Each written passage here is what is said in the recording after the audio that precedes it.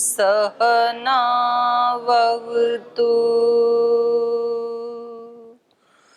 सहनौ भुनक्तु सह वीर्यं करवावहै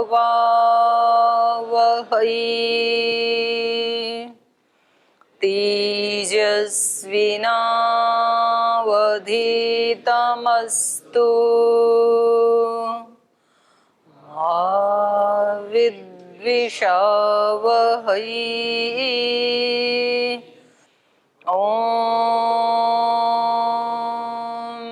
शान्ति शान्ति शान्तिः।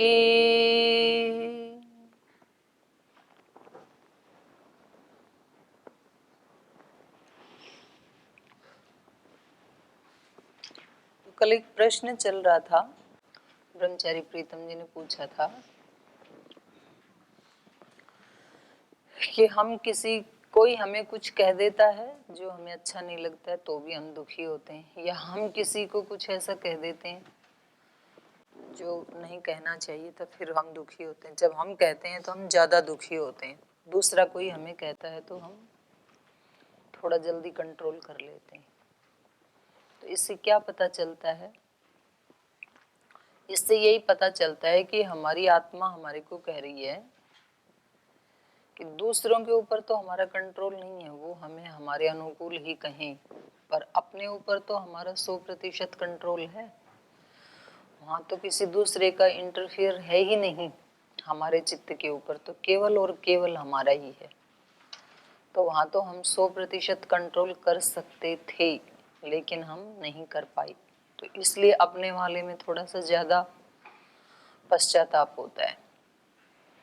लेकिन वो हो इसलिए जाता है जो हम करना चाहते हैं, या जो हम कहना चाहते हैं, बोलना चाहते हैं, सोचना चाहते हैं, वो नहीं सोच पाते हैं। जो कहना चाहते हैं वो नहीं कह पाते हैं, उससे दूसरा कह जाते हैं। जैसा सोचना चाहते हैं वो नहीं सोच पाते हैं, उससे भिन्न सोच लेते हैं। ये ऐसा क्यों हो जाता है? क्योंकि हम अभी तक अपने उससे चालित हैं, मन से, बुद्धि से, विचार से। वो हमारे से चालित नहीं है। और यदि हम पूरी गीता को भी एक दृष्टि से देखें तो ये क्या है? ये है मूड चेंज करना। जैसे कई बार हमारा होता है ना ऐसे, जी आज मेरा मूड नहीं है कक्षा में जाने का, फिर हम बहाना मार देते हैं क्योंकि मेरा मूड नहीं था। तो फिर हम कहते हैं पेट में दर्द था, सिर में दर्द था, बुखार था, खांसी थी, जुकाम थी। वास्तव में मूड नहीं होता है। आज मेरा मूड नहीं है वहां जाने का, घूमने के लिए। आज मेरा मूड नहीं है यज्ञ में जाने का, आज मेरा मूड नहीं है व्यायाम में जाने का, आज मेरा मूड नहीं है कक्षा में जाने का। ऐसे होता है क्या? कभी होता है ऐसे? होते हैं ना। और फिर हम नहीं जाते हैं क्योंकि हमने आज तक क्या देखा कि जब जब मूड खराब है तब तब यदि हम गए तो वहां हम मुंह लटका के बैठेंगे, तो हमें भी अच्छा नहीं लगेगा, दूसरों को भी अच्छा नहीं लगेगा। तो इससे बेटर है कि हम जाएं ही नहीं। हमारा जो माइंड है वो हमें कहता है कि वहां जाने से फायदा नहीं, नुकसान होगा, तू दुखी होगा वहां, तो इससे अच्छा ये कि जाओ ही मत। और हम नहीं जाते हैं और हमें ऐसे लगता है कि हमने ठीक किया, लेकिन ये ठीक नहीं है। क्योंकि फिर हम मूड के द्वारा कंट्रोल हो जाते हैं और फिर अगली बार ये मूड हमें और कहीं भी कंट्रोल करेगा। तो ये हमें उस समय देखने की जरूरत है कि मूड मेरे द्वारा चालित है या मैं मूड के द्वारा चालित हूँ। मैं तो आत्मा हूं ना।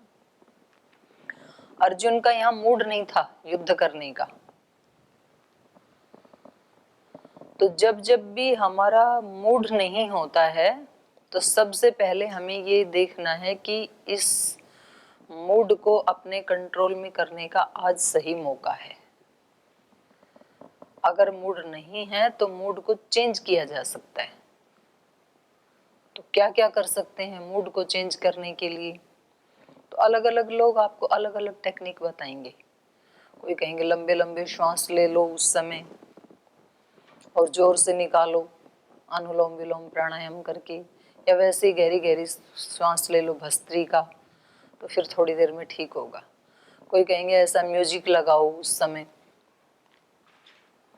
जो आपको बहुत भगवत शरणागति में लेके जाए, या कोई ऐसा जो आपको अच्छा, जो आपको अपलिफ्ट करने वाला हो, ऐसा कोई म्यूजिक सुनो, ऐसे कोई पुस्तक पढ़ो, कोई पेज खोल करके, ऐसे किसी व्यक्ति से बात करो, फोन लगाओ जिससे बात करके आपका मूड ठीक हो जाए। तो ऐसे अनेक अनेक उपाय और लोग करते भी हैं, लेकिन इससे ये पता लगता है कि मूड को चेंज किया जा सकता है, करना ही होता है। उस मूड में हम सारी जिंदगी तो नहीं ना जी सकते, लेकिन हम उसके लिए टाइम बांध देते हैं कि आज तो मेरा मूड ठीक नहीं है, शाम तक मूड ठीक हो जाएगा तो शाम वाली कक्षा में चला जाऊंगा। तो आपने ही अपने मन को ये निर्देश दे दिया कि मेरे को ठीक होने में कितना टाइम लगेगा, शाम तक का टाइम चाहिए, और शाम को ठीक हो जाते हैं आप, क्योंकि आपने अपने माइंड को निर्देश ही वो दिया है। लेकिन कभी तो ऐसी इमरजेंसी होती है, मानो कि आपको अभी राष्ट्रपति से अवार्ड मिलना था और जस्ट 2 मिनट पहले आपका मूड खराब हो गया, तो अब इस मूड को शाम तक पेंडिंग करोगे कि 1 मिनट पे करोगे? आप कहोगे 1 मिनट में ठीक करना पड़ेगा, क्योंकि अभी अवार्ड लेना है, और अवार्ड लेते समय मैं रोते हुए नहीं ले सकता हूँ। तो फिर क्या करोगे आप? फिर आप मुस्कुराने की कोशिश करोगे, फिर आप वॉशरूम में जाओगे, थोड़ा शीशे के सामने मुस्कुराओगे। ठीक है, वो भले ही नकली है, लेकिन वो नकली करने से भी कुछ ऐसे हार्मोन्स पैदा होते हैं शरीर में कि फिर आप ठीक हो जाते हैं। तो जब जब आपका मूड खराब हो तो भले ही नकली ही मुस्कुराएं, लेकिन उसको चेंज कर। आजकल तो ऐसी दवाइयां भी चली हैं, डिप्रेशन आदि के लोग जब जाते हैं स्ट्रेस वाले डॉक्टर के पास, तो वो 2 ही तरह की गोलियां देते हैं, या तो नींद की देते हैं कि आराम से सोया रहेगा, और या फिर ऐसी दवाइयां होती हैं जिनमें एंडोर्फिन की मात्रा अधिक होती है, तो उससे एंडोर्फिन डुप्लीकेट पैदा हो जाता है माइंड में, और उससे फिर व्यक्ति रिलैक्स फील करता है। तो ये योग से, प्राणायाम से, ध्यान से, समझ से जो पैदा किया जाता है ना, वो स्थायी होता है, और उसके साइड इफेक्ट नहीं है, वो हार्मफुल नहीं होता है, बल्कि वो सदा सदा के लिए अपने मूड को चेंज कर देता है। तो इसमें जब कभी ऐसी परिस्थिति हमारे जीवन में आ जाए, हमने किसी को कुछ कह दिया या किसी ने हमें कह दिया, तो मूड चेंज हो गया, अभी मूड खराब हो गया। तो उसमें जैसा कल इन्होंने बताया कि मेरे 15 दिन खराब हो गए, तो 15 दिन खराब करने की जरूरत नहीं है। 15 दिन का लॉस तो बहुत बड़ा लॉस है। कोशिश करनी चाहिए 15 मिनट में ठीक कर लें, और उससे भी ज्यादा कोशिश हो सकती है कि 15 सेकंड में भी हो सकता है, लेकिन वो बहुत ऊंची स्थिति है, योगी की स्थिति है वो तो। लेकिन उसको नीचे लाई, 15 दिन से 15 घंटे, 15 घंटे से 5 घंटे, 5 घंटे से 15 मिनट, ऐसे उसको लाई। तो उसको हमें तय करना है। उसको तय करने के लिए सबसे पहला जो काम आपको करना है, क्यों शब्द को निकालना है अपने जीवन से। हर घटना के पीछे हम क्या लगाते हैं? क्यों, मेरे साथ ऐसा क्यों हुआ, उसने मुझे ऐसा क्यों बोला, मैंने उसको ऐसा क्यों बोला। ये क्यों क्यों जितनी देर रहेगा ना आपके माइंड में, तब तक आपका मूड चेंज नहीं होगा। मेरे साथ ही ऐसा क्यों होता है, किसी के साथ तो नहीं होता है जीवन में।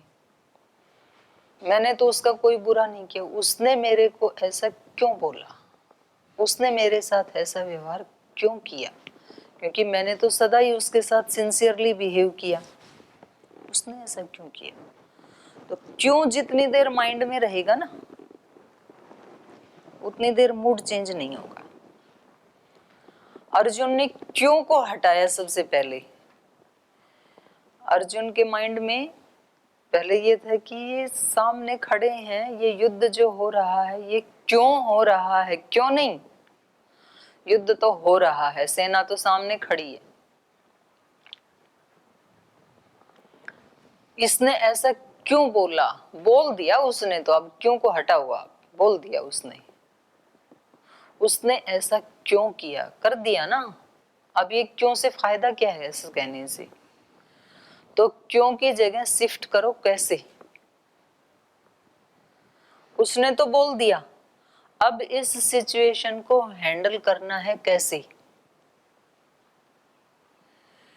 बीमार तो हो गई, मेरे को बुखार क्यों आया, मैं तो ब्रह्मचारी था, मैं तो सन्यासी था, मैं बीमार क्यों हुआ, मैं इसलिए परेशान हूं कि मैं सन्यासी होके बीमार क्यों पड़ा, हो गया ना, लेकिन अब क्यों कहने से फायदा तो नहीं है।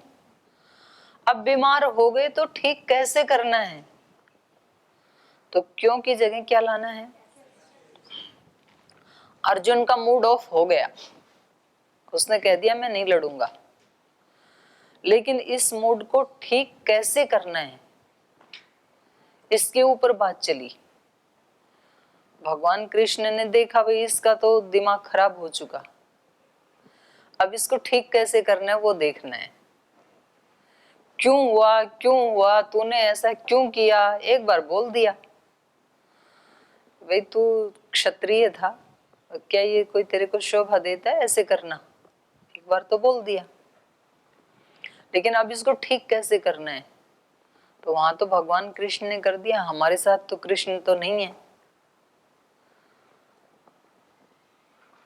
और है तो उस रूप में नहीं है जैसे वो समझा रहा है इतना, तो हमें खुद ही अपना कृष्ण बनना है, खुद ही अपना गुरु बनना है, खुद ही अपना डॉक्टर बनना है, क्योंकि सबकी प्रकृति अलग अलग होती है। ये तो समझाने के लिए है, एक उदाहरण तो समझाने के लिए होता है। एक व्यक्ति जब बीमार होता है तो किसी को एलोपैथी से ही बुखार ठीक होता है, किसी को एलोपैथी से बहुत साइड इफेक्ट्स हो जाते हैं, उसको आदत नहीं, वो होम्योपैथी से ही होता है, किसी को नेचुरोपैथी से होता है, सबकी अलग अलग पैथी हैं, किसी को योग प्राणायाम से ठीक होता है। तो सबकी बीमारी अलग, सबके शरीर अलग, सबके शरीरों की प्रकृति अलग।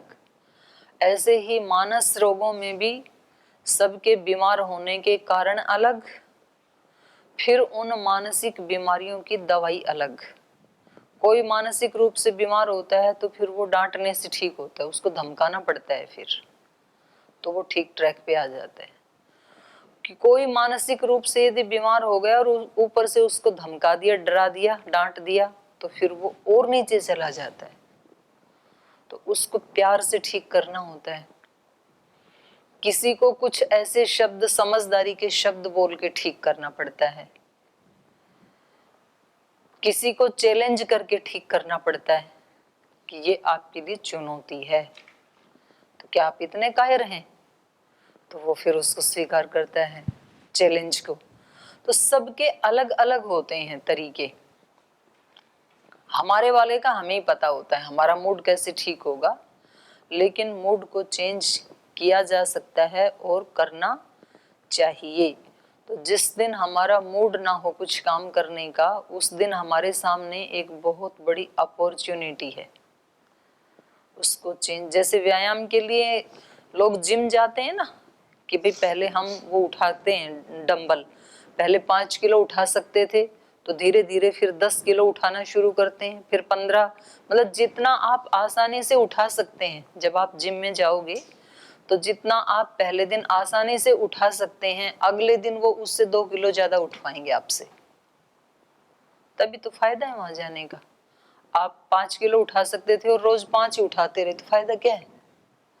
तो अगले दिन वो कहेंगे आज 7 किलो उठाओ, फिर उससे अगले दिन कहेंगे अब 9 किलो उठाओ, फिर 10 दिन के बाद कहेंगे अब 10 किलो उठाओ, तभी तो शक्ति बढ़ेगी ना। तो ऐसे ही यहाँ हम कितना सहन कर सकते हैं। आज मूड ठीक नहीं है तो आज ही मौका है इसको ठीक करने का, पुरुषार्थ करना है, प्रैक्टिस करनी है आज ही। और जैसा आपने पहले वाले उदाहरण में कहा कि आपको यदि राष्ट्रपति से अवार्ड मिलना है तो आपके अंदर शक्ति कहाँ से आ जाती है 1 मिनट में ठीक करने की। 1 मिनट में ठीक कर ली, इसका मतलब शक्ति तो हमारे अंदर है, लेकिन हमने उसको प्रयोग नहीं किया, यूज नहीं किया। शक्तियां बहुत सारी हैं, ऐसे पड़ी हैं खाली। अर्जुन की भी ऐसे ही पड़ी रह जाती अगर उनको भगवान कृष्ण नहीं मिलते तो। हम सब भी अर्जुन हैं, हमारे अंदर भी वो सारी शक्तियां हैं, लेकिन हमने उनको जागृत नहीं किया। और जागृत करने के लिए 2 ही स्थिति होती हैं। एक तो होती है अपरिहार्य स्थिति। व्यक्ति पुरुषार्थ कब करता है? अपरिहार्य परिस्थिति में। लोग व्यायाम प्राणायाम कब करते हैं? अपरिहार्य परिस्थिति में। और एक करते हैं समझदारी की स्थिति में। 2 ही लोग करते हैं व्यायाम प्राणायाम, योग, ध्यान, अच्छा आचरण।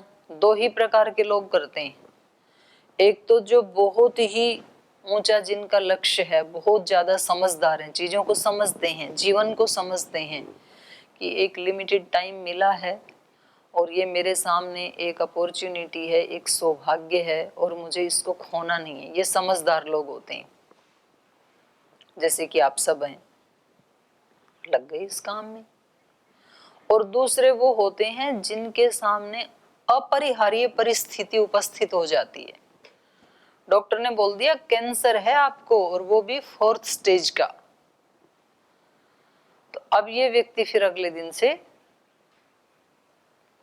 वॉकिंग पे जाने लगता है, प्राणायाम करने लगता है, फिर ये अपने भोजन का ध्यान रखता है। जब बीमार होते हैं ना, तो बीमारी के कुछ दिन बाद व्यक्ति बहुत सावधान होता है खाने पीने में। फिर 2-3 महीने के बाद फिर वहीं आ जाता है, क्योंकि उस समय परिस्थिति अपरिहार्य है। यदि इस समय किसी ने बताया आपका बीपी बहुत ज्यादा हाई हो गया, तो अब इसके सामने चिकना खाना, घी खाना अपरिहार्य स्थिति, खा सकता नहीं है, नहीं खाएगा, खाएगा तो मरेगा।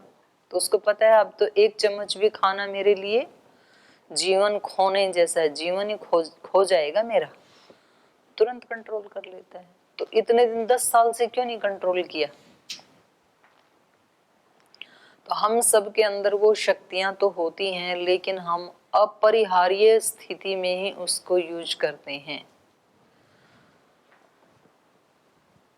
कई मैंने ऐसे उदाहरण देखे, कुछ बहनें, मतलब वो इतना उनका नाजुक स्वभाव था कि वो कुछ भी कर नहीं सकती हैं अपने आप, एकदम जैसे डिपेंडेंट होते हैं ना। और ऐसे लगता था कि भाई ये तो बहुत ही सीधी साधी भोली भाली, बादल गरजे तो भी रोने लग जाए कि बादल गरज रहा है। सच में बिल्कुल सच्ची बात कह रही। बादल गरजता था तो वो बहन रोती थी, और उसके पति बीमार हो गए, उसको कैंसर हो गया। तो सबको ये लगता भाई अगर ये ठीक नहीं हुए तो ये तो जी नहीं पाएगी, इतनी कमजोर इसका तो दिल है। और फिर वो उसके पति मर गए और बच्चे बिल्कुल छोटे छोटे थे, और उसने इतनी बहादुरी से अपने बच्चों को पाल दिया, पढ़ा लिखा दिया, नौकरी लगा दिया, मतलब इतने अच्छे से। तो आश्चर्य ये होता उसको देख करके कि भाई इसमें शक्ति आ कहां से गई? तो शक्ति तो उसके अंदर थी, लेकिन जब ऐसी परिस्थिति सामने आई तब उसने उसका प्रयोग किया, उससे पहले उसका प्रयोग नहीं किया। तो माता पिता डरते हैं, ये मेरा बेटा, ये मेरी बेटी, ये तो ऐसे भोले भाले हैं, कभी घर से बाहर निकले नहीं, ये कैसे पतंजलि जाएंगे? तो खूब रोका उनको, घर से बाहर नहीं जाना। और फिर जिस दिन दीवार फांद के रात को कूदे तो सीधे पतंजलि पहुंचे। आप भी नहीं गए थे किस कभी भी बाहर, लेकिन उस दिन पहुंच गए। क्यों? क्योंकि अब अपरिहार्य परिस्थिति है, अब पहुंचना ही पड़ेगा। आज तक तो नहीं गए थे कहीं, 4 किलोमीटर भी गए नहीं, आज चले जाओगे। लेकिन तो ये सारी गीता क्या है? मूड चेंज करने वाली। व्यक्ति को अपने मूड के, अपने विचारों के पीछे पीछे नहीं चलना, बल्कि अपने मूड को और अपने विचारों को अपने पीछे चलाना है, ये हमें शिक्षा देती है। तो हमने अगर किसी को कुछ कह दिया या किसी ने हमें कुछ कह दिया, कोई भी ऐसी परिस्थिति आ गई, तो हमें पहले वहां से क्यों को हटाना है, क्यों आया ये नहीं, अब इसको कैसे डील करना है, ये आ गई परिस्थिति, अब इसको हैंडल कैसे करना है। और कैसे से भी आगे है, फिर एक और भी आगे वाली स्टेज है, वो है कि ये होके ही रहेगा, ये मुझे करना ही है। कैसे वाले में भी कभी कभी डामाडोल होता है, ये स्थिति आ गई, अब इसको मैं कैसे हैंडल करूं, होगा कि नहीं होगा, थोड़ा सा है वहां पर कमजोरी। एक उससे भी ऊपर वाली स्थिति ये है और मुझे इसमें ऐसे करना है, बस फैसला हो गया। मेरे जीवन में ऐसा आया, मैंने इसको समझ लिया, संसार के स्वरूप को, संबंधों के स्वरूप को, शरीर के स्वरूप को, अपने मन के स्वरूप को, अपने विचारों के स्वरूप मैंने समझ लिया। अब मुझे आगे इसका ऐसे प्रयोग करना है, क्योंकि मैं इनका मालिक हूं। ये वाली ये स्थिति है, नष्टो मोह स्मृतिर्लब्धा, ये सबसे ऊंचे वाली स्थिति है। ये अपने स्वरूप की स्मृति है इसको, कि मेरी क्या क्या शक्तियां हैं, मेरा क्या स्वरूप है। तो इसमें कोई डामाडोल वाली स्थिति नहीं है, कर पाऊंगा नहीं कर पाऊंगा, ये वाली स्थिति नहीं है। स्थितोस्मि, दृढ़ हूं मैं, स्थित हूं, एकदम डामाडोल की स्थिति से अलग हूं। गत संदेह, कोई संदेह नहीं है मन में, होगा नहीं होगा ऐसा कोई संदेह नहीं है, कोई डाउट नहीं, कोई भ्रम नहीं है। स्थितोस्मि गत संदेह करिष्ये वचनम तव, इस स्थिति में निष्काम कर्म होते हैं व्यक्ति से, जो हम शब्द सुनते हैं ना, निष्काम कर्म, दिव्य कर्म, वो ये वाली स्थिति। ये व्यक्ति छलांग लगा के वहां बैठ गया है उस दिव्यता में। अब इसका शरीर दिव्य, इसकी इंद्रियां दिव्य, इसका मन दिव्य, इसके विचार दिव्य, इसके भाव दिव्य, इसकी वाणी दिव्य, इसके कर्म दिव्य, सब कुछ दिव्य ही दिव्य होगा फिर, क्योंकि इसने अपने आप को दिव्यता से युक्त कर लिया है। और ये हर कोई कर सकता है, पर उसमें बस दो ही स्थिति में कर सकता है, या तो उसने ऐसा करने का पक्का निश्चय कर लिया, या तो उसके सामने कोई अपरिहार्य परिस्थिति आ गई। तो अपरिहार्य परिस्थिति की वेट नहीं करनी चाहिए समझदार लोगों को, उनको तो पक्का निश्चय करना चाहिए, अर्जुन की तरह से। तो ये हम पढ़ रही थी। इसमें कोई आपका प्रश्न है तो पूछ लीजिए, फिर नहीं तो आगे चलेंगे जी। चल रहा दीदी जी हो, मेरा प्रश्न पिछली कक्षा से था। आपने कहा था कि भगवान की प्रेरणा हमारे ऊपर होती है, लेकिन हम उस प्रेरणा को या तो स्वीकार नहीं करते, हम समझ नहीं पाते हैं। तो आपने सिर्फ इतना ही कहा था और दूसरे वाक्य को आपने नहीं कहा था, तो वो मुझे सुनना है कि किस प्रकार हम उसकी प्रेरणा को वो करते हैं, स्वीकार नहीं करते हैं या फिर समझते नहीं हैं।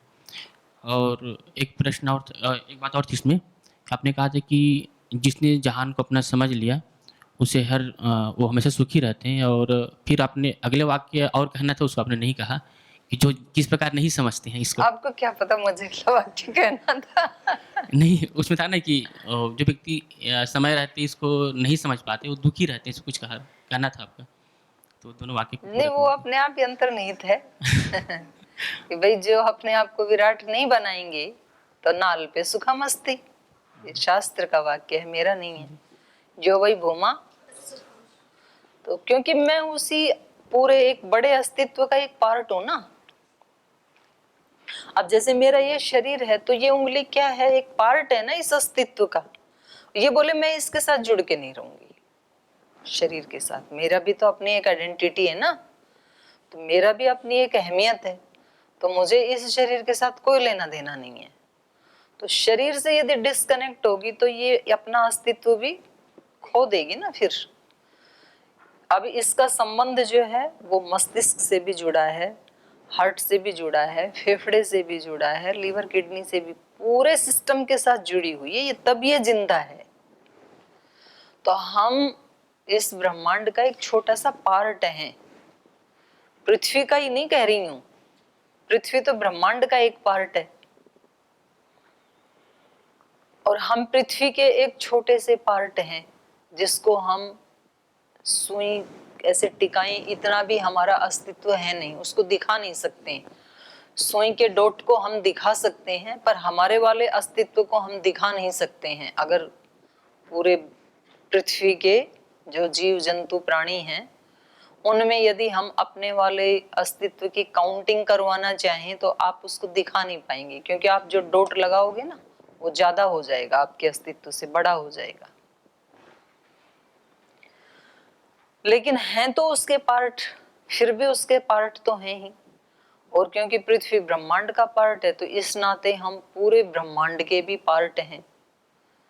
तो इसलिए हमारी भलाई इसी में ही है कि हम उस सारे अपने पार्ट को अपना माने, उस सारे अस्तित्व को अपना माने, तो फिर हम सुखी रहेंगे, हेल्दी रहेंगे। अलग मानेंगे तो इतनी जिम्मेदारी तो लेनी है अलग मान के कि इतने पार्ट को ठीक रखना ये मेरी जिम्मेदारी है। कितने पार्ट को? इतने वाले को, जो अपना अस्तित्व है, ये मेरी जिम्मेदारी है। और इतनी इतनी जिम्मेदारी सब लेंगे तो पूरा ही ठीक हो जाएगा। फिर दूसरों को हेल्प तो करेंगे, पहले अपने वाला ठीक कर लें, उसके बाद दूसरों को भी अच्छा बनाने में सहायता करेंगे। और पहला क्या पूछा था आपने? भगवान की जो प्रेरणा होती है हमेशा होती रहती है, लेकिन उस प्रेरणा को हम समझ नहीं हाँ पाते ठीक बात है, प्रकार। समझ नहीं पाते ना। जो जागरूक होते हैं वो समझते हैं। महात्मा बुद्ध ने समझ ली, महर्षि दयानंद ने समझ ली, न्यूटन ने समझ ली। तो रोज ही तो घटनाएं होती ही हैं, हम दुखी भी होते हैं उन घटनाओं से, लेकिन फिर दूसरा व्यक्ति थोड़ा सा अच्छे से बोले हम फिर बहक जाते हैं। हमने देखा है लोगों के, संबंधों के, संसार के स्वरूप को हमने देखा है। उस स्वरूप को देख के तो आप यहाँ भाग के आई, वहां आपको ये लगा कि भाई ये है इसकी सच्चाई संसार की। तो हमें अब भगवान की शरणागति में रहना चाहिए, संसार की शरणागति में नहीं। और यहाँ आकर के फिर आपने कुछ शत्रु पैदा कर लिए, कुछ मित्र पैदा कर लिए, तो भूल गए ना फिर उस सच्चाई को।